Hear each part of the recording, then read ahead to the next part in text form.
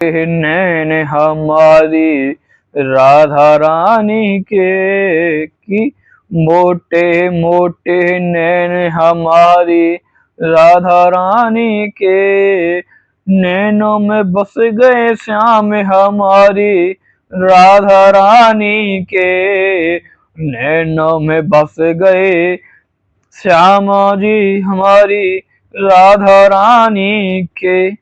तो राधे राधे सभी भक्तों को मेरे आज की इस ब्लॉग में आप सबका पुनर्स्वागत है। मैं आपका अपना छोटा भाई गिरीश उपाध्याय अपने चैनल में पुनर्स्वागत करता हूं। आपका अपना चैनल @राधे प्यारी। आप समस्त भक्तगण और श्रद्धालु आप सभी अच्छे होंगे, मैं भी अच्छा हूँ। जो कि राधा रानी और श्री कृष्ण की असीम कृपा आप सब पर बनी रहे। तो आप सभी भक्त और श्रद्धालुओं ने मुझे बहुत प्यार दिया, बहुत सपोर्ट किया, उसके लिए दिल से धन्यवाद। ऐसे ही अपना प्यार बनाए रखें। तो श्री कृष्ण क्या कहते हैं, मनुष्य और पशु में क्या अंतर है? मनुष्य और पशु में क्या अंतर है? मनुष्य की बुद्धिमत्ता इसी में है कि वे नई नई खोज या मनुष्य की मृत्यु के अंतर को स्पष्ट कर ना सके, जो कि श्रीमद् भागवत गीता में कितना अच्छा अनुवाद दिया है मनुष्य और पशु के जीवन का, जो कि अर्जुन श्रीमद् भागवत गीता श्री कृष्ण ने आध्यात्मिक ज्ञान सिखाया है, जो कि श्रीमद् भागवत गीता में मनुष्यों के ज्ञान के हित की बात कही है, जो कि मनुष्य अपने जीवन में कर्म के हिसाब से कुछ नई नई योजनाएं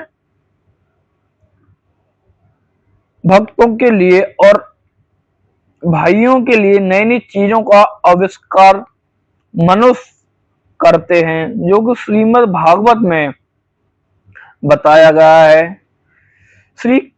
जो कि वह एक सीमा तक ही सही है, जो कि वह एक सीमा जिसे बॉर्डर बोलते हैं वहां तक सीमित है।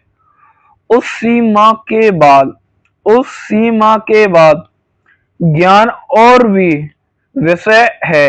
ज्ञान एक विषय है, अनुवाद है, जो कि उसका मतलब और अर्थात बताता है, जो कि श्रीमद् भागवत गीता में अध्यक्ष कहते हैं, क्योंकि हमारे भौतिक ज्ञान की सीधी अनुभूति तक नहीं पहुंचा सकती है या उन्हें नहीं समझ सकती, जो कि ज्ञान का विषय हमारे बुद्धिमत्ता में ज्ञान का कोई स्कोप या प्रकोप नहीं है जिससे कुछ बदलाव आ सके।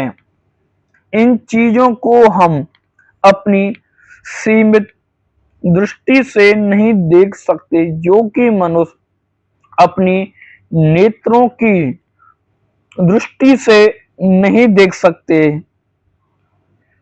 देखने के लिए हमारे पास अनेक शक्तिशाली सूक्ष्म दर्शन यंत्र है।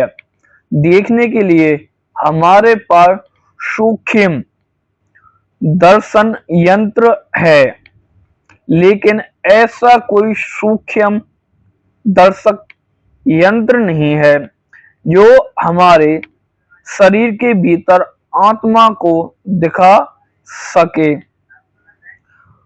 परंतु आत्मा तो विद्वान है ही। आत्मा क्या है? एक विद्वान है।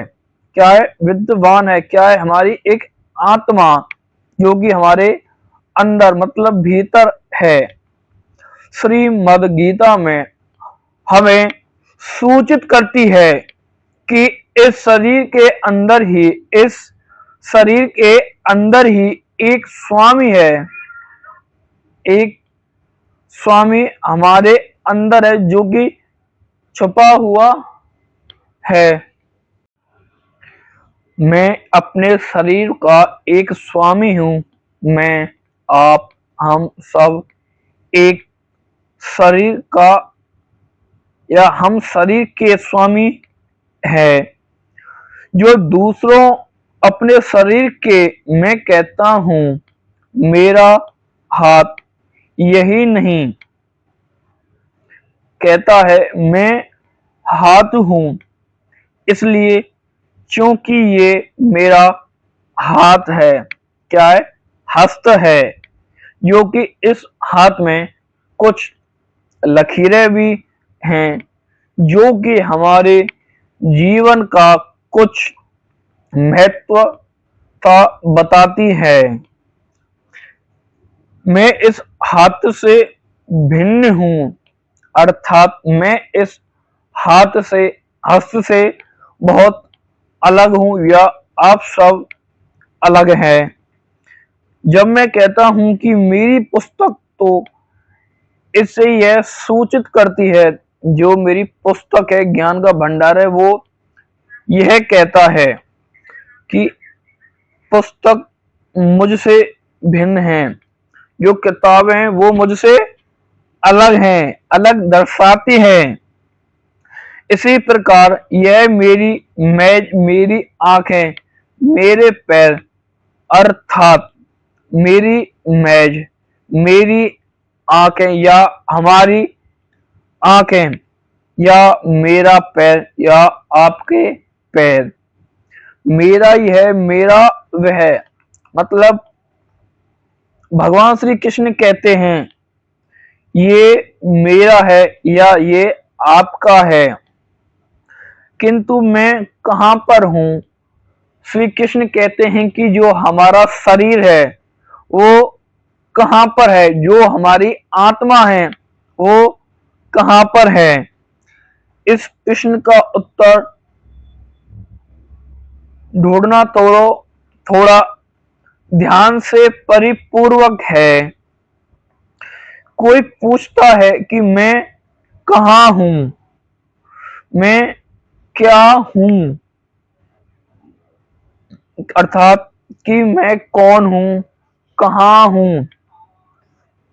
पर इस प्रकार के प्रश्नों का उत्तर हम भौतिक प्रयत्न के द्वारा नहीं दे सकते। हम भौतिक प्रयत्न के द्वारा इन प्रश्नों का जवाब हम नहीं दे सकते।